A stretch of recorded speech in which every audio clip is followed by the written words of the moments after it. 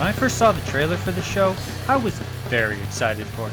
It tells the tale of a tough-as-nails Yakuza boss, known only as the Immortal Dragon. Feared and respected throughout Japan's underground, he's since retired from his Yakuza ways, and instead follows the path of a simple house husband. Sir, hope it's to your taste. My, this is so chic, Tatsu. But old habits die hard, and he continues to bring the same murderous intensity from his Yakuza days into his everyday normal activities. We've done it. That's cute. To me, this show just had that perfect mix of relatability juxtaposed against straight-up crazy anime weirdness, which is perfectly shown in any picture of our main character Tatsu. The face, the shades, and the sleek-back suit talk business, but the apron says, Don't you want some sweets, little boy? These cookies are freshly baked. Did you make these yourself? These are good! Watching this first trailer, I was like, yes, this is what I aspire to be in the future. The idea was fresh, funny, and charming. I thought there was no way I wasn't gonna like this show. The main character is just so out there and funny, and seems to bring everyone around him into his shenanigans. Just watching Tatsu be Tatsu and interact with regular people is always so entertaining. Blood stains again? Leave it to me. Not today, boss lady. You're back for more? That's right. You never learn, do you? Sure don't. But sitting down to watch the first episode, in the first 10 minutes of this show, there are like 6 to 7 different scenarios it whips you around from, each only lasting about a minute before it quickly moves on to the next one. Immediately, this feels kinda wrong, like the show is an abridged version of itself, never giving you a solid beginning or foothold to its story anywhere. And when the first episode finished, I was left wondering what the actual plot of this show was. Seriously? Oh, a head of cabbage for just 100 yen? Hell yeah!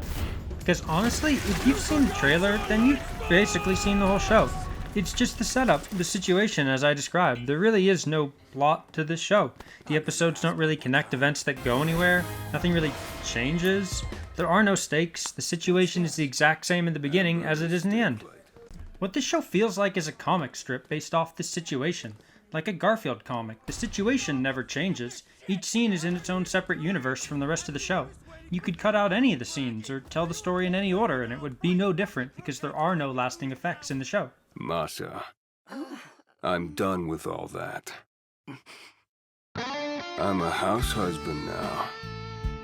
And that's probably because originally it wasn't a show. It started off as a webcomic and was adapted into one. But unfortunately, that adaptation does very little to elevate this above being a slightly animated comic strip. The animation is severely lacking in the show. I wanted to see some slick animation moments where he makes the perfect homemade bento, but this is what we get instead.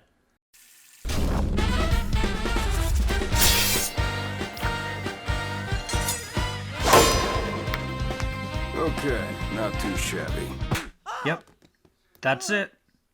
I wanted some heartfelt moments where a cold-hearted Yakuza boss changes his ways to become a man who can be a house husband to his charming 9-to-5 wife. But you barely see them spend much time together, so you don't really get a very good sense of what their relationship is actually like. Say coming to catch you!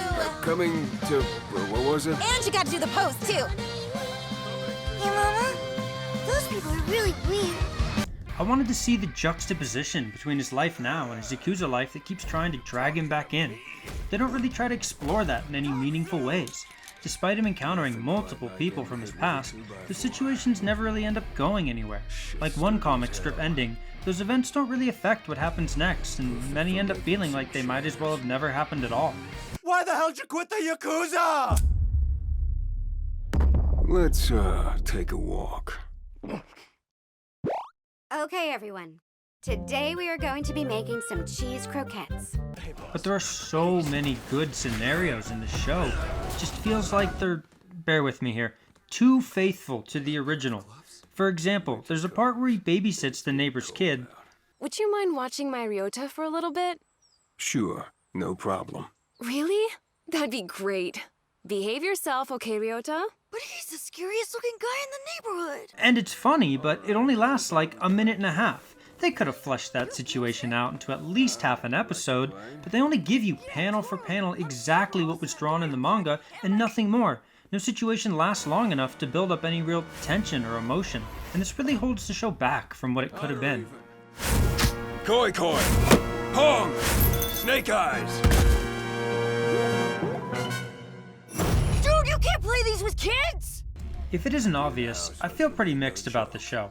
It's still cute and fun, and it definitely made me laugh more than a few times while watching it, but I honestly don't remember much from this show because there's no plot progression or character development or any big epic moments from the journey for you to remember it by.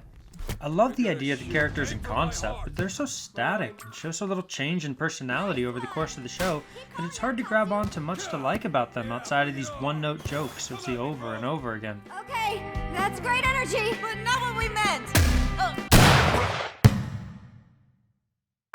Whacked it! Fuck yeah! Language! I mean, this show literally refuses to have a serious conversation at any point. Is it true you walked away? 1 200 yen item. From the Yakuza life after 1 90 yen item. What went down? 1 120 yen item. I'm a full-time house husband now.